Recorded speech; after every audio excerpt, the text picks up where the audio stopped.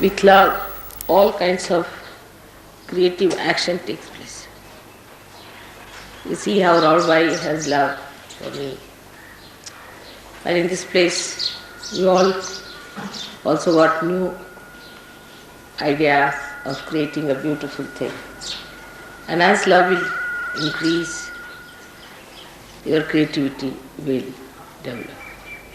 So the basis of all creativity of Saraswati is love. If there is no love, there is no creativity. It's even in the deeper sense, if you see, people who have created all the scientific things are also out of love for the masses, not for themselves. Nobody has produced anything for themselves. If they make something for themselves, it has to become for universal use, otherwise it has no meaning. Even if you say atom bomb and all these things are created from science, they are also very protective. If they had not created those, people would not have taken out their minds from war. Now nobody can think of having a big war. Of course they are having cold wars, but that also will gradually stop when they will be fed up of it. So all the activity on the right hand side of Saraswati basically has to end up in love, starts with love and ends up in love. Whichever does not end up in love coils up and finishes up. It just disappears. So you can see that even matter which is not used for love just finishes up. The basis has to be love. Otherwise all such matter that we create, which has angularity, which is not fitting into the mass media, which is not appealing to the masses. Of course, it takes time. We have seen that it takes time. But it has that tendency always to disappear in the thin air as soon as you find it does not appeal to the masses. Now this love that we talk of, this great love of God we talk of, we know that it for definite through vibrations. People do not have vibrations, but still they can feel the vibrations in a very unconscious way. All the great paintings of the world have vibrations. All the great creative works of the world have vibrations. Only those who have vibrations have been sustained by time. Otherwise all other things are destroyed. There must have been monuments and horrible statues and horrible things that have been created long time back, but were all destroyed by nature and they could not stand the impact of the kala, that is the destructive power of time. So all that is sustaining, all that is nurturing, all that is ennobling comes from this sense of love which is within us, very much developed, but within others also who are not yet realized. Ultimately the whole world has to realize that one has to go to that ultimate love of God, otherwise it has no meaning. Now you have seen in art, people have taken to other methods of appealing to people by using cheap things and very vulgar things, just to make people think that this is art.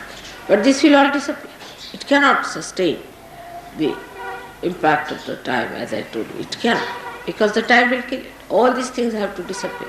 And already you can see the result, how things are changing everywhere, even in the West. So there is no need to be so much disappointed with the West and to say that the Western world is a wasteland. It is going to be all right, and it has to be done. Especially it has done a lot of puja of Saraswati, I should say, in the West. Much more that they have done in India, because they have gone to learning, they have tried to find out so many things. But only thing they forgot, that it is a goddess of learning. Everything comes from the goddess, that's what they've forgotten. And that's why all the problems have been created. If there is no spirit in your learning, if there is no source of the goddess in your learning, then it is absolutely useless. If they had realized that there is the spirit that is working it out, they would not have gone that far. And that's what I was warning the Indians all through, that you are now taking to industrial revolution in a way. And to avoid all the complications of industrial revolution, you must try to know the spirit. If you do not know the spirit, you will have the same problems as these people have, because they are also human beings, you are also human beings. You will go the same way, at random you will run, and there will be problems, the same problems as the Western people have suffered. Now, Saraswati's blessings are so many that one cannot describe in such a short time. And the Surya has given us so many powers that it is impossible to tell them even in one lecture, even in 10 lectures.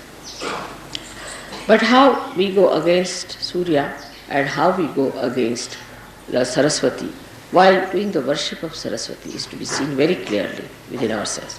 For example, the Western people are very fond of Surya because they have no Surya with them. But they go too far with it, as you know, and create complications within themselves of Surya. But the main thing that one has to achieve through Surya is the light within. Is the light within. And if Surya Chakra at the Agya level is occupied by Lord Jesus Christ, then it is even more essential that the purity of life, what we call niti, is the morality of life. The morality itself has become very much sort of an argument in the West. People don't have any sense of absolute morality. On vibrations, of course, you know. But they have gone all against it. Those who are the worshippers of Jesus, those who are the worshippers of the Surya, of the Saraswati, have all gone against the powers of Surya, just disobeying it. Because you cannot be a Surya if you do not have a proper sense of morality and holiness. The Surya itself brings light. You see everything. So many great qualities Surya has got. It dries up everything that is wet, dirty, filthy. It dries up all these places which create parasites. But so many parasites are created in the West. Not only parasites, but there are horrible cuts and horrible things which have come into those countries, which is supposed to be full of light. And in that darkness, they exist. Darkness about their spirit, darkness about their own knowledge, and darkness about love. These three things have taken over in the places where you are supposed to love light. Light doesn't mean what you see with your gross eyes. Light means from within, the light of love. That one should understand. Light of love. And it's so soothing, it's so sweet, it's so beautiful, it's so enamoring, it's so abounding that unless and until you can feel that light within you, that light which is of pure love, of purity, pure relationships, pure understanding, if you can develop that kind of a light within yourself, then the whole thing will be cleansed. Wash me and I shall be whiter than snow. This is what happens to you when you are completely cleansed. The purest form of nature is within us. The purest form of nature is within us. Our chakras are made out of that purest form of nature. We are the only people who are spoiling it by our mental thinking. Again, the same Saraswati's work. We are going against Saraswati itself. Saraswati cleanses all that is impure in nature, while with our brain activity we are spoiling all that. All our brain activity goes against pure intelligence. And that's what one has to understand, that this pure intelligence is not to be soiled by our thinking. Our thinking can make us so bumptious, so ego-oriented, so impure, that we can really eat the poison and say, what's wrong? Just the opposite of Saraswati. If Saraswati is within us, she gives us Subuddhi, wisdom. And that's why to worship Saraswati, to worship Surya, we must have that clear vision as to what we have to be, what we are doing, what filth we are living in, what our mind is getting into. After all, we are here for emancipation and not for just pampering our ego and living with our filth that is with us. So this light should come within us and we should try to rise above our own mental filth which is being created around us. Apart from that, you have to go higher and understand that there is within us a thing called ego. And this ego is false, absolute false. You do not do anything. Actually, when you turn your eyes here and there, when your attention is here and there, it's nothing but your ego is trying to overpower everything. But actually, ego is an absolute falsehood. Because there's only one ego, and that is of God Almighty. Mahat Ahankara.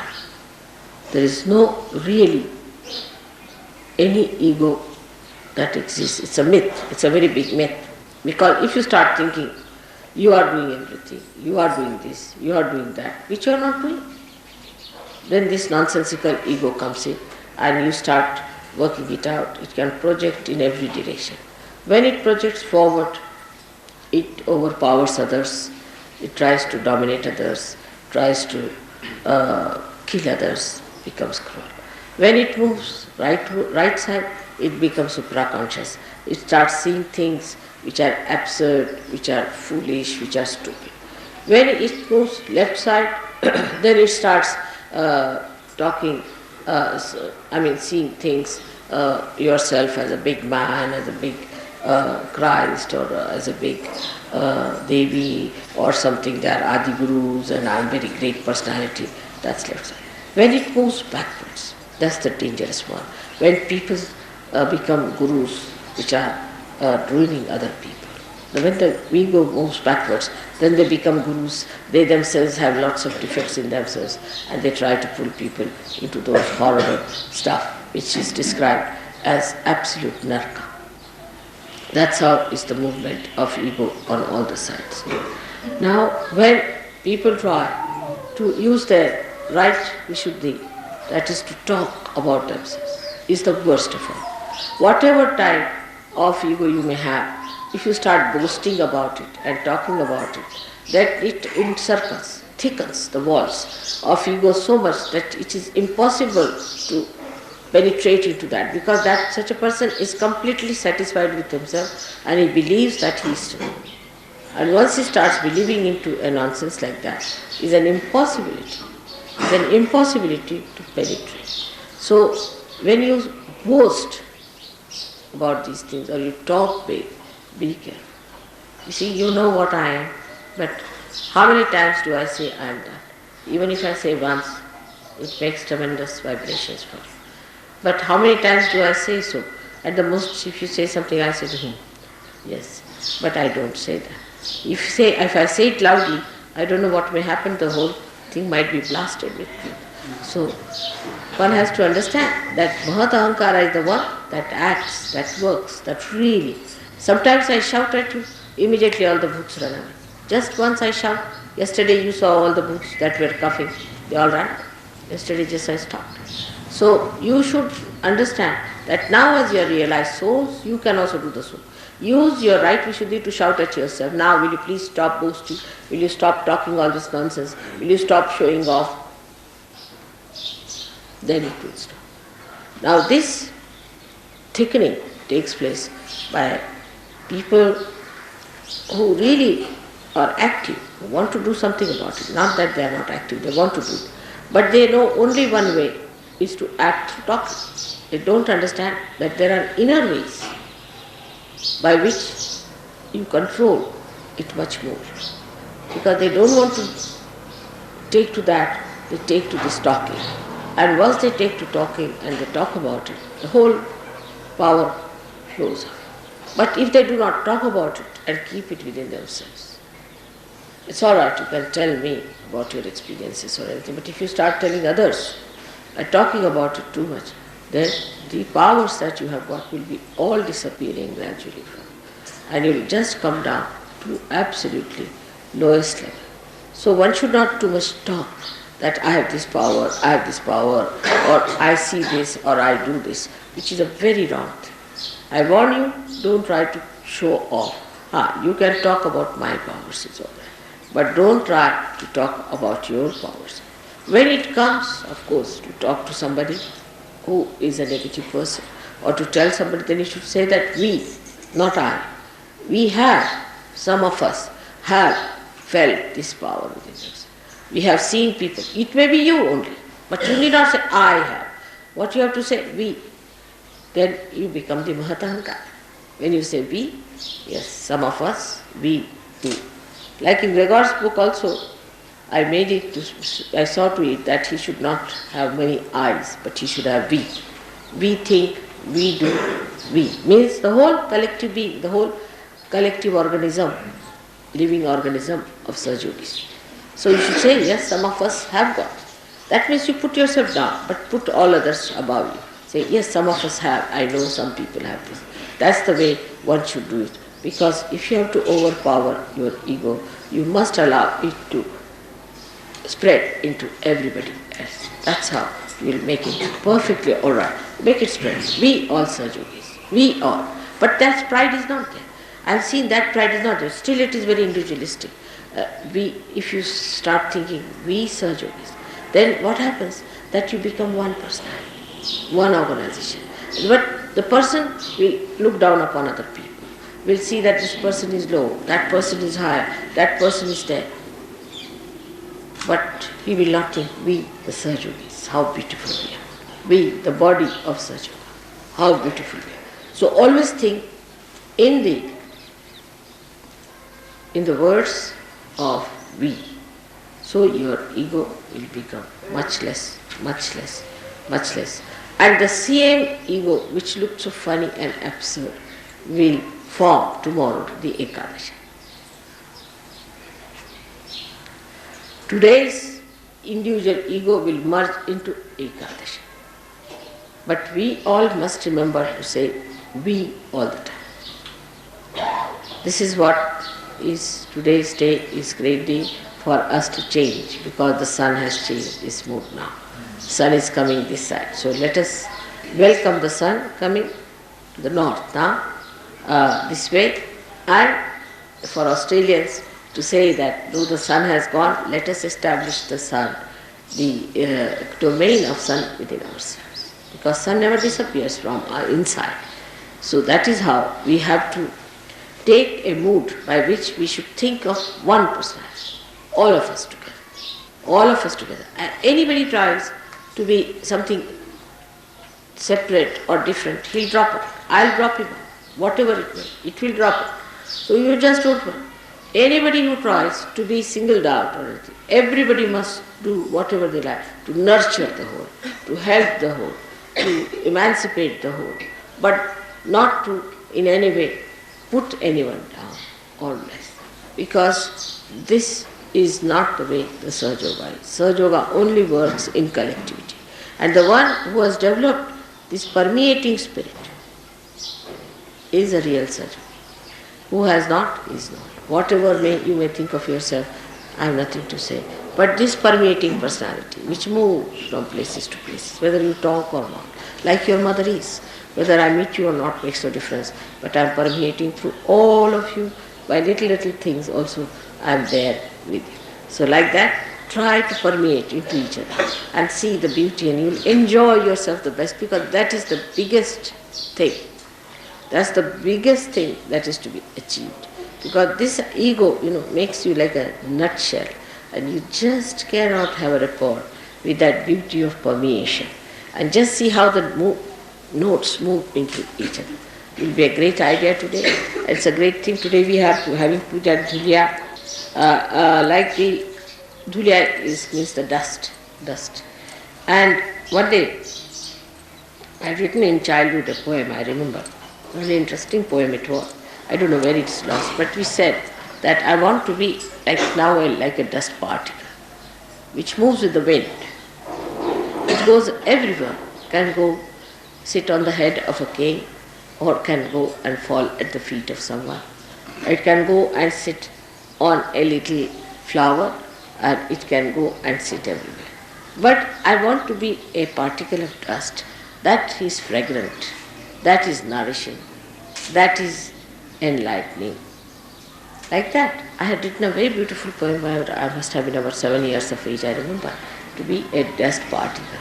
I remember that very clearly, long time back, that I should be a dust particle so that I'll permeate into people, which is a very big thing to become a dust particle of that kind.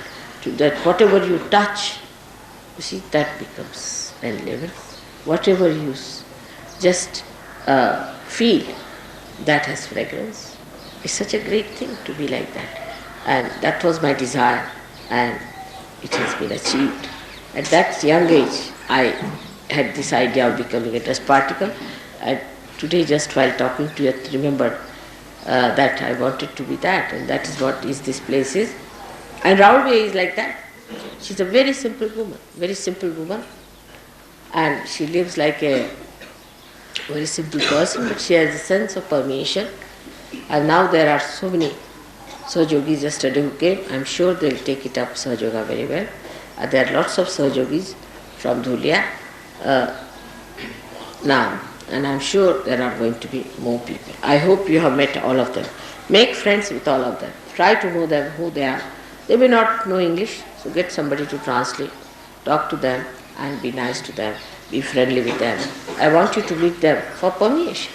You should know who are the people here, who are in Nasik, because somehow we never meet the Sahajogis, you see, who are in that particular place.